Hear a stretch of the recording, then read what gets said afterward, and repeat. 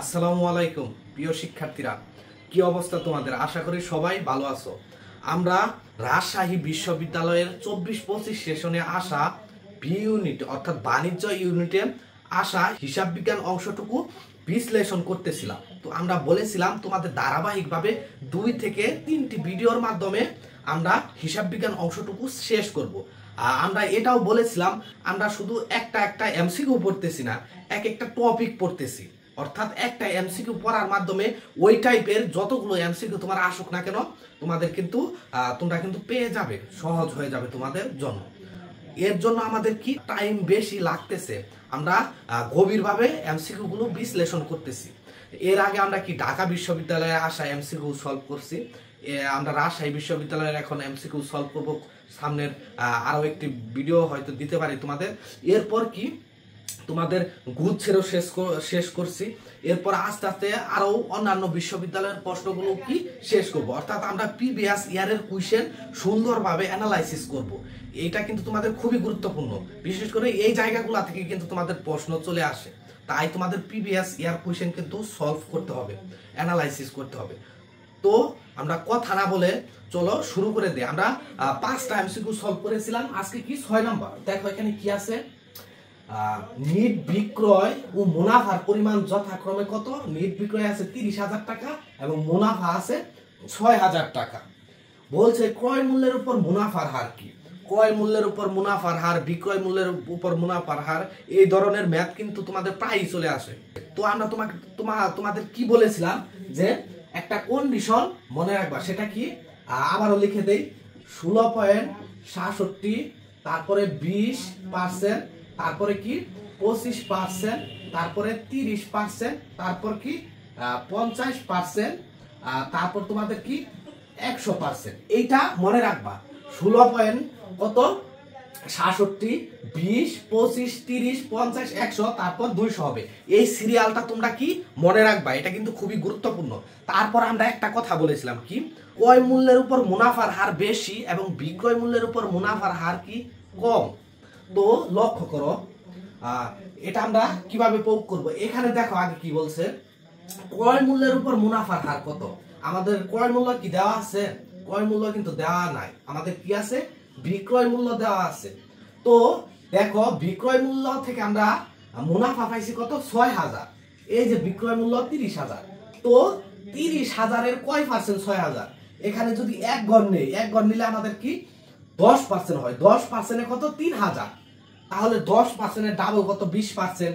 তাহলে 3,000-এর ডাবল কত, 6,000। তার মানে কি এখানে বিক্রয় মূল্যের উপর মুনাফার হার, সেটার উপর নির্ভর করে এটা আমাদের কত, 6,000 হচ্ছে। অর্থাৎ বিক্রয় মূল্যের উপর মুনাফার হার 20%, 6,000 টাকা। এখন বের করতে বলছে ক্রয় মূল্যের উপর মুনাফার হার কি।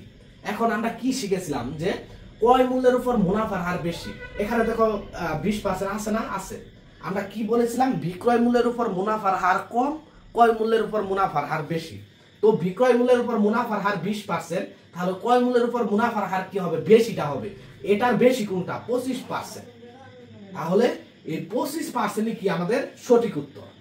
ঠিক আছে, আশা করি বিষয়টা বুঝতে পারছো। এর আগেও কিন্তু আমরা এমন এমসিকিউ পেয়েছিলাম, সেখানেও কিন্তু আমরা বিশ্লেষণ করেছি। তো চলো এখন 7 নম্বরে চলে যাই। 7 নম্বরে কি আছে, একটি মেশিনের ক্রয় মূল্য 5 লক্ষ টাকা, পরিবহন খরচ 50,000 টাকা, সংস্থাপন ব্যয় 20,000 টাকা, প্রত্যাশিত আয়ুষ্কাল 4 বছর এবং ভগ্নাবশেষ মূল্য কত, 35,000 টাকা।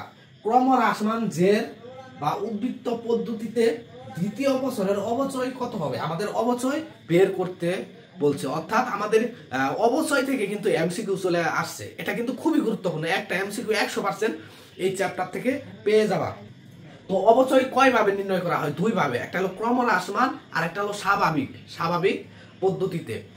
তো ক্রমহ্রাসমান জের পদ্ধতিতে আমাদের কি করা হয়, ক্রমহ্রাসমান জের পদ্ধতিতে কিন্তু ভগ্নাবশেষ মূল্য বিবেচনা করা হয় না, এটা বিবেচনা করা হয় কি সরলরৈখিক পদ্ধতিতে।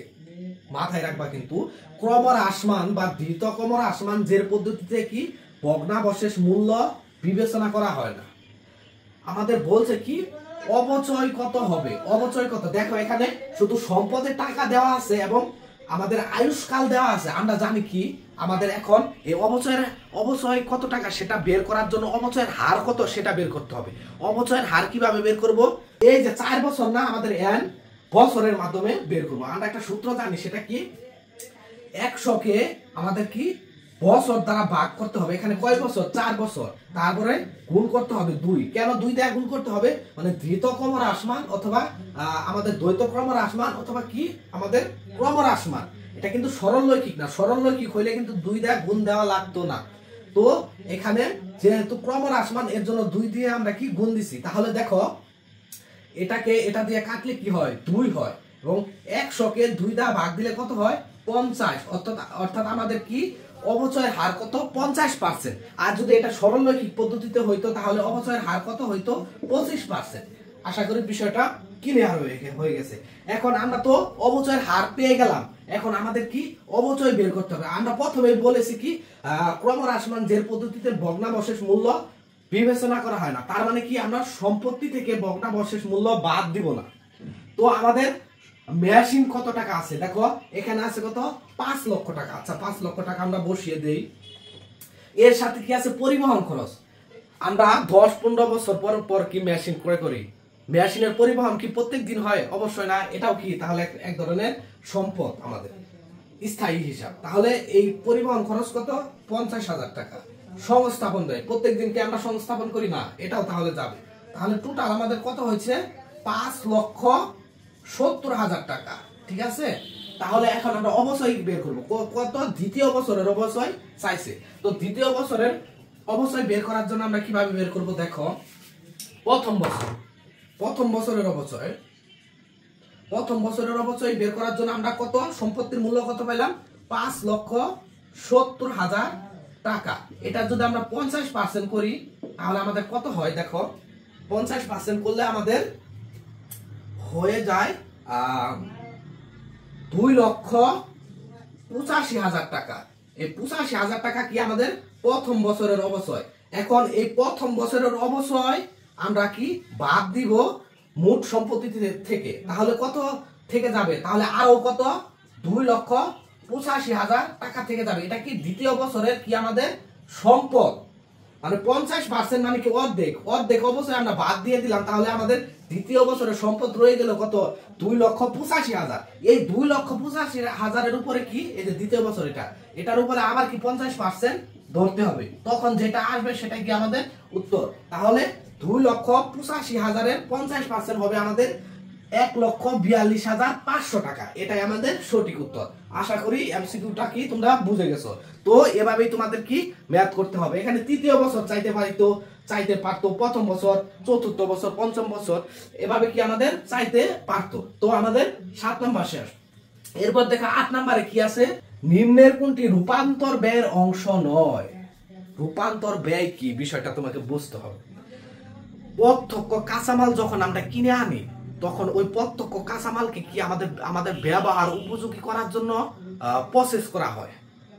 অর্থাৎ কাস্টমার অথবা ভোক্তা আমাদের যে পণ্যটা বুক করবে সেই উপযোগী হিসাবে তৈরি করার জন্য যে সকল ব্যয় হয় সেটাই রূপান্তর ব্যয়। এই ব্যয় আমাদের প্রত্যক্ষ যে আমাদের কাঁচামাল সেটা যাবে না। অর্থাৎ এই প্রত্যক্ষ কাঁচামালকে প্রকৃত অর্থাৎ চূড়ান্ত পণ্যে পরিণত করার জন্য যে সকল ব্যয় হয় সেটাই রূপান্তর ব্যয়। তার মানে কি আমাদের অবশ্যই নয় যেটা সেটা হবে প্রত্যক্ষ কাঁচামাল। এটা আমাদের কি রূপান্তর ব্যয়ের অংশ নয়। রূপান্তর ব্যয়ের অংশ কি হবে? প্রত্যক্ষ মজুরি, অন্যান্য প্রত্যক্ষ খরচ এবং কারখানা উপরিব্যয়, এগুলো হবে আমাদের রূপান্তর ব্যয়ের অংশ। তো আমাদের 8 নাম্বার শেষ হয়ে গেল।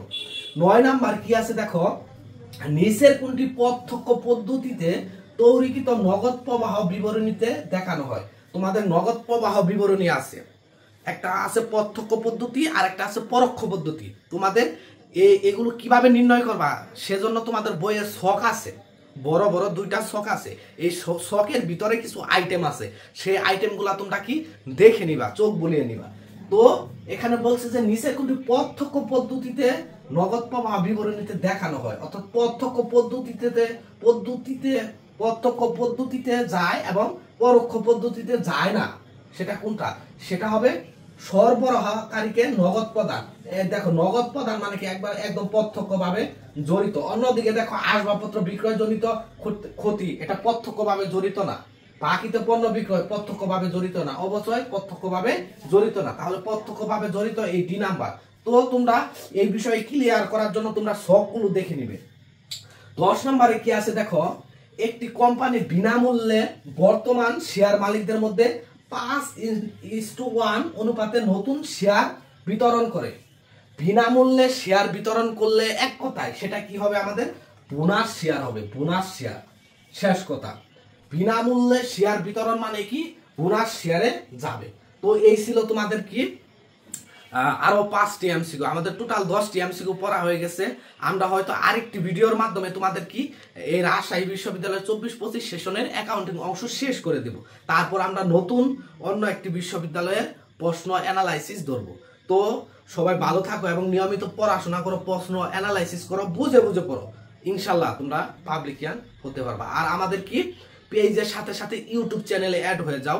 এছাড়াও আমরা কিন্তু বিভিন্ন কুইজের আয়োজন করে থাকি, ফ্রি পরীক্ষা নেই তোমাদের, তার পাশাপাশি এই যে ফ্রি ভিডিও দিচ্ছি, পুরোটাই কি তোমাদের আমরা ফ্রি প্রোভাইড করতেছি। তো আমাদের পাশে থাকো, ইনশাল্লাহ বিজয় সুনিশ্চিত। আল্লাহ হাফেজ।